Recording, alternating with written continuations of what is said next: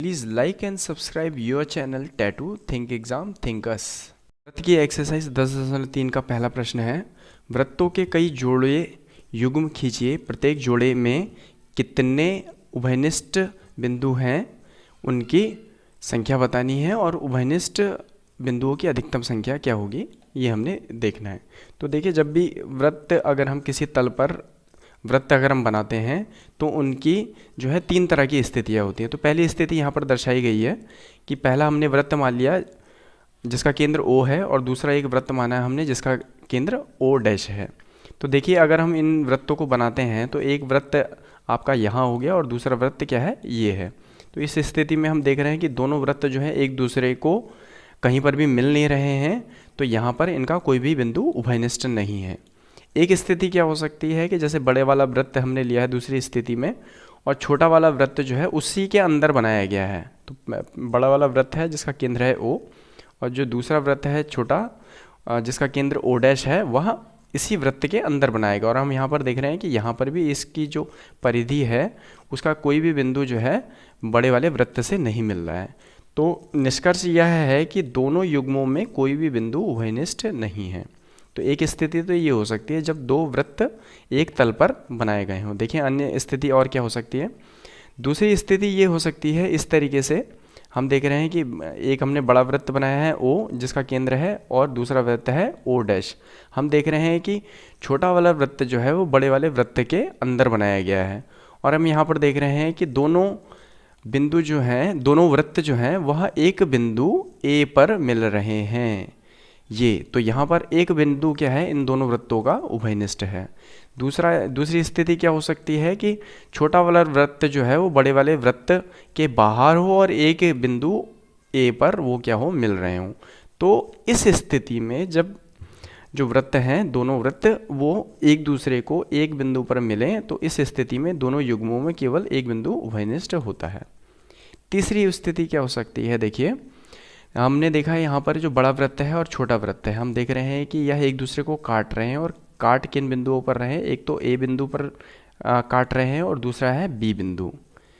तो ये दो बिंदु हैं A और B बिंदु। इस स्थिति में जब दोनों वृत्त क्या कर रहे हैं, एक दूसरे को काट रहे हैं, इस स्थिति में एक हमने वृत्त यहाँ पर बड़ा बना रखा है, एक छोटा बना रखा है। दूसरी स्थिति भी इसी ही तरह की है, उसको बस थोड़ा सा बड़ा करके दिखा दिया गया है स्थितियाँ दोनों ही समान। तो दोनों ही स्थितियों में देख रहे हैं कि जो A है और B है, जो यह क्या है, उभयनिष्ठ बिंदु हैं। तो जब किसी भी तल में, किसी भी पेपर पे, पेज पे अगर आप क्या करते हैं, दो वृत्त बनाते हैं तो अधिकतम यह 3 स्थितियां हो सकती हैं। तो इसमें देख रहे हैं तीनों ही स्थितियों में हमने देखा कि पहली स्थिति में कोई भी बिंदु जो है उभयनिष्ठ नहीं है। दूसरी बिंदु स्थिति में हमने देखा स्थिति 2 में कि एक बिंदु जो है उभयनिष्ठ है वो A है। और तीसरी स्थिति में हमने देखा कि इसमें तीसरी स्थिति में क्या है, 2 बिंदु उभयनिष्ठ आ रहे हैं आपके। तो दोनों युग्मों में 2 बिंदु उभयनिष्ठ हैं, अतः 2 वृत्तों के उभयनिष्ठ बिंदुओं की अधिकतम संख्या कितनी हो सकती है, वह 2 होगी अधिकतम संख्या। तो इस तरीके से हमने अधिकतम संख्या भी 2 वृत्तों को अगर हम किसी तल में बनाते हैं तो वो हमने ज्ञात कर लिए। चलिए अगले प्रश्न की तरफ बढ़ते हैं। अगला प्रश्न, दूसरा प्रश्न कहता है कि मान लीजिए आपको एक वृत्त दिया है, एक रचना करके इसके केंद्र को ज्ञात करना है हमने। तो यह देखिए इस तरीके से हम इसको हल करेंगे। एक वृत्त बना दिया हमने, इस वृत्त की रचना जिसका हमें केंद्र ज्ञात नहीं है, जिसका हमें केंद्र ज्ञात करना है। तो इस तरह के वृत्त आप क्या कर सकते हैं, चूड़ी की सहायता से आप बना सकते हैं, या कोई कटोरी वगैरह आप ले सकते हैं, या कोई ढक्कन आपने ले लिया, उसकी सहायता से आप उसकी जब बाहरी सीमा है, जो परिधि है, उसके परिधा अगर आप क्या करते हैं, पेंसिल या पेन की सहायता से हम इस तरह के वृत्त बना देते हैं। तो इस तरह के अगर हमारे पे वृत्त हों और उसका हम केंद्र ज्ञात करेंगे तो ज्ञात करने में रचना के जो पद होते हैं वो क्या होते हैं। देखिए इस तरीके से ये वृत्त बना हुआ है। सबसे पहले हमने क्या करते हैं, यहाँ पर जो एक बिना केंद्र वाला हमने एक वृत्त खींच दिया। दूसरी स्थिति में हम क्या कर रहे हैं, वृत्त पर 3 असररेखी बिंदु हमने ABC ले लिए। असररेखी बिंदु का क्या मतलब होता है, ऐसे 3 या 3 से अधिक बिंदु असररेखी बिंदु कहलाते हैं। असररेखी का अंग्रेजी में मतलब होता है नॉन कोलिनियर। तो ये 3 बिंदु हम ले लिए। असंरेखी का मतलब हुआ कि ऐसे 3 या 3 से अधिक बिंदु जो अगर उनको हम मिलाती हुई कोई रेखा खींचे तो तीनों एक ही बिंदु पर ना स्थित हों। तो हम यहाँ देख रहे हैं कि ए हमने यहाँ पर मार्क किया है, बी हमने यहाँ मार्क कर दिया, तीसरा हमने बिंदु यहाँ ले लिया है सी। तो हम देख रहे हैं जब हम ए और बी को जोड़ रहे हैं और इसी रेखा को अगर हम आगे बढ़ा दें तो हम देख रहे हैं कि सी बिंदु इस ए बी रेखा पर स्थित नहीं होगा। इसी तरीके से अगर हम बी और सी को जोड़ दें आपस में और इनको दोनों तरफ बढ़ाएं तो हम देखेंगे कि ए इस बिंदु पर स्थित नहीं होगा। इसी तरीके से हम ए और सी को जोड़कर भी देख सकते हैं और रेखा को हम दोनों तरफ बढ़ाएंगे तो बी उस पर स्थित नहीं होगा। तो ये असंरेखी बिंदु हो गए। संरेखी बिंदु लेंगे तो यह फिलहाल वृत्त की स्थिति में तो संभव ही नहीं है जब तक वो एक दूसरे के ऊपर कोइंसाइड ना करते हों। तो इस तरीके से हमने क्या किया, पहले ए और बी को मिला दिया और बी और सी को मिला दिया। तो इस तरीके से हमारे पास 2 जीवाएँ आ गई, एक तो जीवा आ गई ए बी और दूसरी जीवा आ गई आपकी बी सी। तो ये 2 जीवाएँ हमारे पास प्राप्त हो चुकी हैं। अब देखिए मैं इसको क्लियर कर देता हूँ पहले, ताकि जो है इसके आप बाद की जो रचना है उसे समझने में हमें आसानी हो जाए।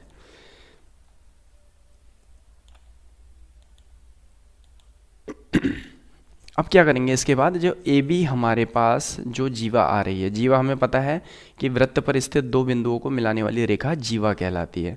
तो हम क्या करेंगे, इसका लंब समद्विभाजक खींचेंगे। उसके लिए हम क्या करते हैं, प्रकार की नोक जो है वह प्रकार में पेंसिल को सेट करके हम क्या करेंगे, उसकी नुक को ए पर रखेंगे और ए बी के आधे से ज़्यादा दूरी लेकर हम क्या करेंगे, प्रकार में एक चाप काटेंगे। ये हमने चाप काट दिया। फिर प्रकार की नुक को बी पर रखेंगे और क्या करेंगे, एक चाप हम काट देंगे उसी त्रिज्या का और उन दोनों चापों को हम किसी बिंदु पर मिलने देंगे, उन्हें आपस में प्रतिच्छेद करने देंगे। तो जैसे कि यहाँ पर ये प्रतिच्छेद कर रहे हैं।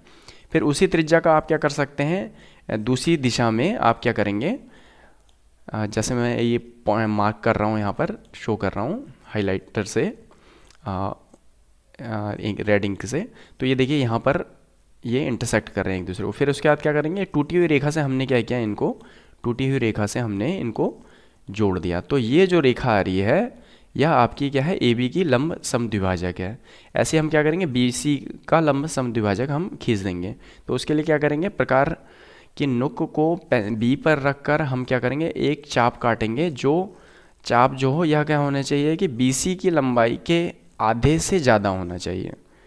आधे से ज़्यादा क्यों होने चाहिए, क्योंकि अगर आधे पे हुआ तो यहाँ पर ही मध्य बिंदु पर दोनों चाप दोनों तरफ से चाप मिलेंगे।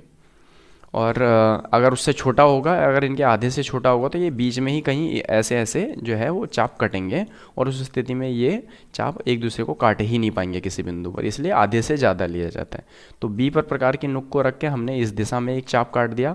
फिर उसी नुक को सी पर रख कर हमने क्या किया, यहाँ से एक चाप काटा समान त्रिज्या का। उसी यही काम हम क्या करते हैं, दूसरी तरफ भी करते हैं। और हम देख रहे हैं कि इस तरीके से ये क्या कर रहे हैं, दोनों चाप दोनों दिशाओं में एक दूसरे को इन बिंदुओं पर काट रहे हैं। फिर इनको क्या करो, तो जोड़ती हुई हम रेखा खींच देंगे। तो इस तरीके से हमने क्या किया, इनको खींच दिया। तो यह जो है, अब यह जो है वह बी सी का लंब समद्विभाजक है। ऐसे ही ए बी का लंब समद्विभाजक यहाँ था। तो देखिए उसके बाद क्या करते हैं, इसको हम जो हमने ये लंब समद्विभाजक खींचे हैं, ये हम देख रहे हैं कि जब हमने इनको आगे बढ़ाया तो ये जो है एक दूसरे को किसी बिंदु पर प्रतिच्छेद करते हैं, किसी बिंदु पर प्रतिच्छेद कर रहे हैं।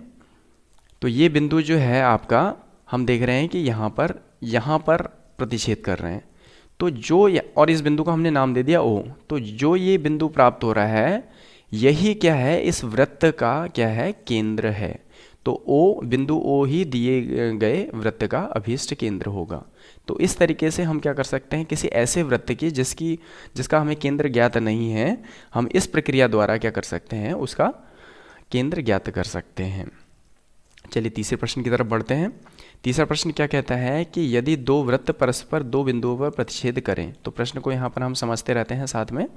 जैसे ये 2 वृत्त है, एक बड़ा वृत्त है और एक छोटा वृत्त है। तो हम देख रहे हैं कि ये दोनों वृत्त एक दूसरे को ए बिंदु पर क्रमशः और बी बिंदु पर प्रतिच्छेद कर रहे हैं। प्रतिच्छेद करें तो हमें सिद्ध करना है, सिद्ध कीजिए कि उनके केंद्र उभयनिष्ठ जीवा के लंब समद्विभाजक पर स्थित हैं।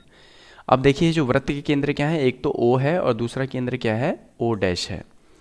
तो ये जो केंद्र हैं इनको हमने अगर जोड़ दिया हम इनको ओ डैश जोड़ेंगे तो ओ डैश हमें एक रेखा प्राप्त होगी। तो यह जो रेखा है हमने दिखाना है कि यह जो उभयनिष्ठ जीवा है जो ए बी है इसके लंब समद्विभाजक पर स्थित है यह केंद्र जो है। तो इसको ऐसे भी समझ सकते हैं कि ए बी हमारा क्या है, ए बी जो है वह उभयनिष्ठ जीवा है दोनों वृत्तों की। तो इसका अगर हम लंब समद्विभाजक अगर हम बनाते हैं, जैसे हमने पिछले प्रश्न में लंब समद्विभाजक करना बनाना सीखा था, तो हम देखेंगे कि हमने ये दिखाना है कि ओ जो है और ओ डैश जो है उस लंब समद्विभाजक पर स्थित होंगे। या फिर आप ये कह सकते हैं, हम इसको इस तरीके से भी कह सकते हैं कि ओ डैश जो है वह ए बी का लंब समद्विभाजक होगा। तो यह हमने सिद्ध करना है। तो चलिए इसकी प्रक्रिया में चलते हैं, ये कैसे करेंगे। तो हमने सिद्ध क्या करना है, ये हमने लिख दिया कि ओ डैश ए बी का लंब समद्विभाजक है। यहाँ पर चित्र में भी देख सकते हैं हम। रचना हमने क्या करनी है, वृत्तों की त्रिज्याएं ओ ए, ओ बी, ओ डैश ए और ओ डैश बी हमने खींच दी। ये हमने क्या किया है, इन्हें टूटी हुई रेखा से हमने यहाँ पर दिखा दिया है। जैसे ओ से ए को हमने जोड़ दिया, ऐसे ही ओ से बी को जोड़ दिया, ओ डैश से ए को जोड़ दिया और ओ डैश से बी को हमने जोड़ दिया। तो इस तरीके से हम क्या कर रहे हैं, यहाँ पर हमने ये रचना कर दी। और उसके बाद क्या है, अब उपपत्ति जिसकी जो है इसका प्रमाण या उपपत्ति प्रूफ इसका जो है वो क्या है, हम त्रिभुज ओ ए ओ डैश तथा त्रिभुज ओ बी ओ डैश में, तो त्रिभुज ओ ए ओ डैश ये वाले त्रिभुज की हम बात कर रहे हैं, जिसको मैं रेड लाइन से हाईलाइट कर रहा हूँ। ये त्रिभुज है और दूसरा त्रिभुज है आपका ओ बी ओ डैश। इस त्रिभुज में हम इन दो त्रिभुजों को हम यहाँ पर ले रहे हैं। तो इसको हम ऐसे भी समझ सकते हैं, देखिए यहाँ पर इस तरीके से हो गया एक रचना और दूसरा यहाँ पर हो गया। तो ये ओ हो गया आपका, ये हो गया हमारा ओ डैश और ये ए है और ये दूसरा हो गया आपका बी हो गया। तो इन दो त्रिभुजों में हमने लेना है। तो हम यहाँ पर देख रहे हैं, यहाँ पर जो हमने प्रूफ लिखा है ओ ए ये वाला जो भुजा है वह ओ बी के बराबर है। क्यों बराबर है, क्योंकि यह एक ही त्रिभुज की त्रिज्याएं हैं। तो त्रिज्याएं तो एक वृत्त की बराबर होती हैं, इसलिए ओ बी के बराबर हो गया। इसी तरीके से अगले पद में हम देख रहे हैं कि ओ डैश ए और ओ डैश बी बराबर हैं। ऐसे ओ डैश ए ये हो गया आपका और ओ डैश बी आपका ये हो गया, ये भुजा हो गई। तो ये दोनों भुजाएं आपस में बराबर हैं। ऐसे हम तीसरा संबंध देख रहे हैं कि ओ डैश जो है ओ डैश के बराबर है। ओ डैश ये वाली जो भुजा है इन दोनों त्रिभुजों की, यह आपस में ही समान है क्योंकि यह उभयनिष्ठ है।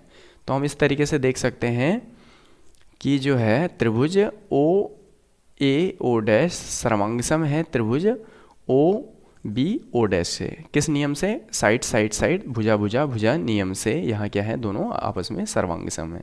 या फिर हम इसको ये भी कह सकते हैं कि त्रिभुज ए ओ डैश सर्वांगसम है त्रिभुज बी ओ डैश के। तो इन्हीं को हम दूसरे तरीके से भी लिख सकते हैं। अब इससे होगा क्या, हमें प्राप्त क्या हुआ, जब दोनों त्रिभुज हमें सर्वांगसम हो गए तो हम यहाँ देख सकते हैं कि कोण ए ओ पी, देखिए ए और बी को अगर हम जोड़ते हैं जो कि उभयनिष्ठ जीवा है और यहाँ पर पी हमारा ये है, तो हम देख रहे हैं कि ए ओ पी आपका कोण ये रहा, यह किसके बराबर होगा, बी ओ पी। ये दोनों कोण आपस में क्या हो जाएंगे, बराबर हो जाएंगे। काहे से, सी पी सी टी से। तो चलिए मैं इनको क्लियर कर देता हूँ ताकि जो है हमें आगे के पद समझने में आसानी हो जाए।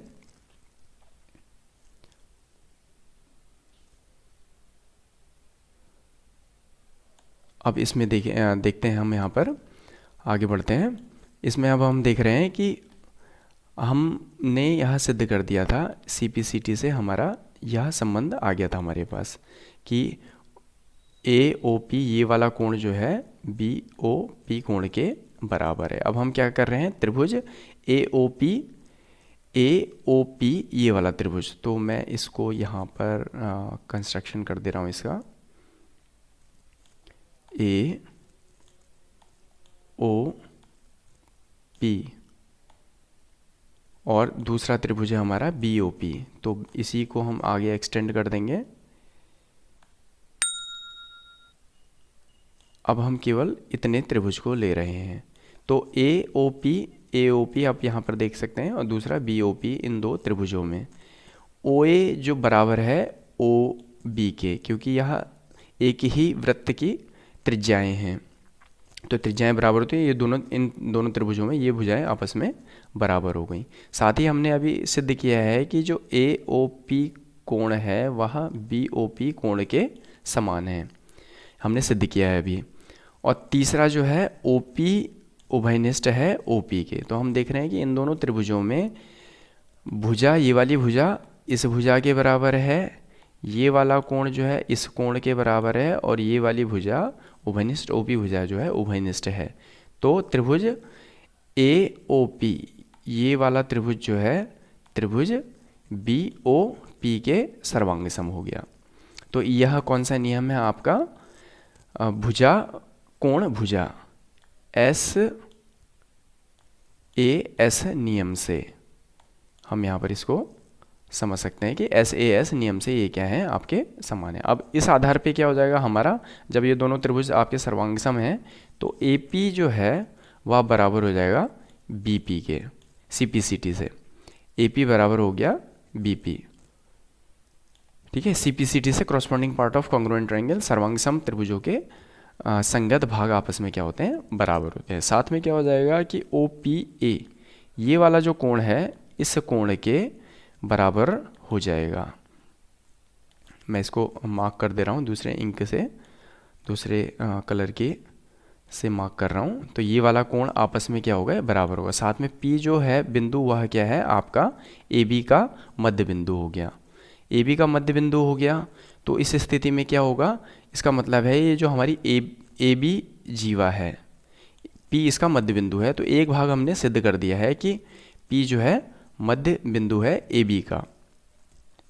अब समद्विभाजक तो है, जो O' आपकी रेखाएं हैं वह क्या है, समद्विभाजक हैं किस पर, P बिंदु जो है वह AB का समद्विभाजक है। बस अब हमने ये दिखाना है कि यह इसको लंबवत समद्विभाजित करता है। तो उसके लिए हम क्या करेंगे, देखिए यहाँ पर कोण OPA बराबर है कोण OPB के, और APB एक रेखा है, उभयनिष्ठ रेखा, या आपका OPA धन कोण OPB बराबर है आपका 180 डिग्री, 180 डिग्री है।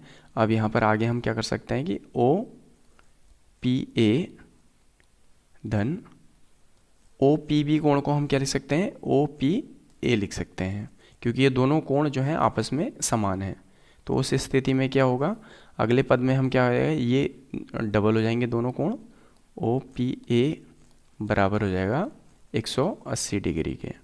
तो 180 डिग्री हो गया, तो कोण OPA जो है बराबर हो जाएगा 2 से हम इधर ले आके भाग कर देंगे 180 को, तो यह हमारा हो जाएगा 180 डिवाइडेड बाई 2। तो OPA कोण बराबर हो गया हमारा 90 डिग्री। तो हम यहाँ पर देख रहे हैं ये वाला जो कोण है आपका, जिसको मैं कलर कर दे रहा हूँ, ये कोण जो है आपका 90 डिग्री आ गया, ये 90। तो इस तरीके से ये प्रश्नावली आपकी पूर्ण हो गई।